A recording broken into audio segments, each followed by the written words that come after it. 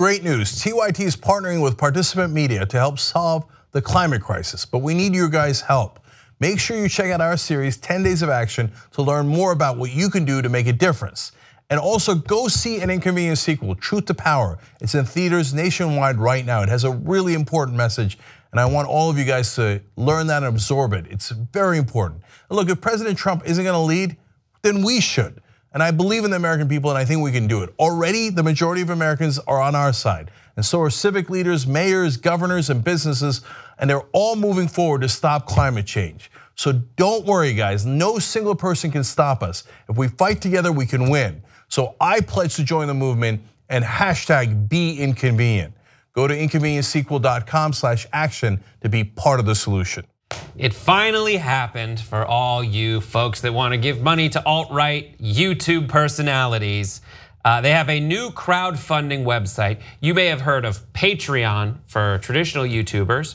Well, the alt-right has their own, and it's called Hatreon. Here's a look at the website. It is a place where you can click on any of these beloved alt-right YouTubers and give donations to their new initiatives. For those of you who don't know what Patreon is one of those things where you can subscribe to your favorite YouTuber, give them like $10 every month, and then you can get perks, or you can just do it out of the goodness of your heart. The thing with Patreon is it has like hate speech standards. So if you espouse hatred, Patreon, and Jack, he's a YouTuber, one of the nicest people I've ever met. They put together some rules saying you can't actively espouse hate speech and use our platform, so they got kicked off. And this is a place started by Cody Wilson that allows you to support the initiatives of some of your favorite alt-right personalities. I almost said alt-white, there's no alt, it's white personalities. And so I looked on it to see what kind of things are they doing, and in addition to some of them being like reestablishing the patriarchy and taking off the yoke of Jewish controlled media. Here's one from Sam Hyde. He just wants to do an interactive video game. He wants to do a GoFundMe project called Go F Me, is the working title. And then a car review show, like a low budget Top Gear. No title yet. That sounds fun. They're really, some of them are just delightful ideas. It's like, in my spare time, I want to do my other passion project besides hating people of color and trolling well-meaning liberal minds. Yeah. Thoughts? I live in a reality where I'm always faced with discrimination because I'm a person of color. So when I hear people be appalled to see the people who are open about but it's just like the reality, it's like what do you want? My people are I'm a diaspora person, so my people came from Africa on slave ships. They were taken to Puerto Rico, they were brought here. We did not ask to come here, and we've been paying for it ever since. And it's like these people who really want to be able to say, we hate you, go back. There's not going to be a mass exodus of people of color. We're not getting on a ship and going back. That's not going to happen. At some point, we're going to have to, and I think it's Hatreon, because I think the owner thought it was. Is it? The owner thought it was cute. That makes sense. That it has the word hate in it, because he was like, oh, it's a cute little pun or whatever. But it's just like at some point, when you hear white dudes that are so angry about us being here, and women, white women, they don't like you either. You're also secondary to them. It's just at this point, it's just like this shit is all ridiculous. So earlier this week we did this story about how Jeff Sessions and the Justice Department are planning on going after universities that implement affirmative action. Right. And it's because they feel like it's discriminating against white students. And so there was an analysis done to see which students actually suffer the most from affirmative action. And if you want to be racist about it. It's Asian students and Indian students, because if you want to look at academics, they do better academically. Right. In fact, if you do away with affirmative action, the group that suffers the most is white women, which is kind of amazing. So anyway, I mean, it is what it is. Be careful what you wish for. But just quickly going back to Hatreon, do you booze? I think it's time. Do you booze? You want to, okay, so it exists. And now there's a platform available for people to fund this type of rhetoric and this type of speech. Look, I believe in a free marketplace of ideas.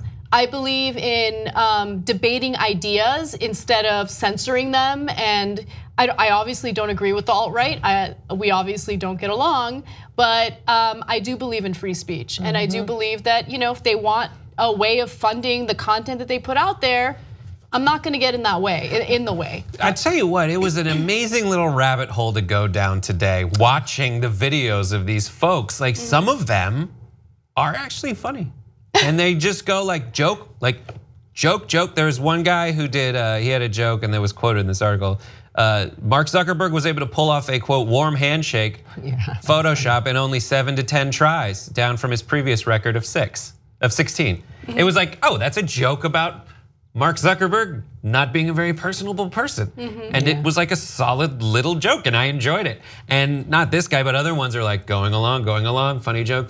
I hate Jewish people. I know. Women can't do anything. Well, here's another thing that I find pretty fascinating.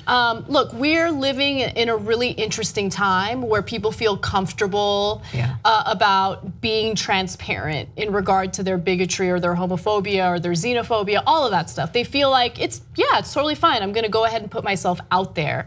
And I think that it's important that transparency is something that's discussed, because I think for a really long time, this country was in denial about our race problem and our bigotry problem, xenophobia problem, and now it's out there. And so it allows us to at least discuss it in an honest way. But also, look, you're putting your face out there and saying these hideous things. And that could have ramifications. So I agree. I mean, if you want to do it. I'm not standing in the way. I like fighting ideas with information and education and debating, And you do it well. But and I'm with you, do you booze, as she said. But you know what? It's funny. I do agree with that. I think that also you think about these groups, because I was at Politicon and I saw them recruiting some of the young people that I was talking to.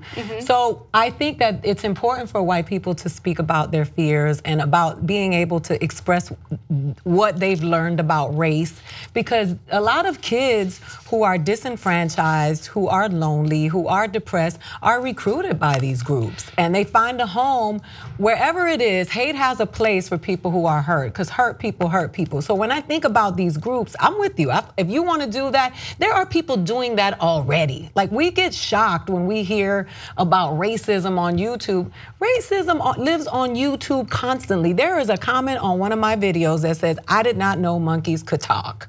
So I see it on. That's YouTube. Horrible, but it's pretty tame for YouTube comments. Yeah, exactly. There's some pretty terrible stuff on you. And it is what it is. People, hide behind their anonymity, and that's something that we've been talking about for such a long time. And now they're coming out there and they're like, I'm not anonymous anymore. Okay, I think all these terrible things, and okay, put yourself out there. It is what it is.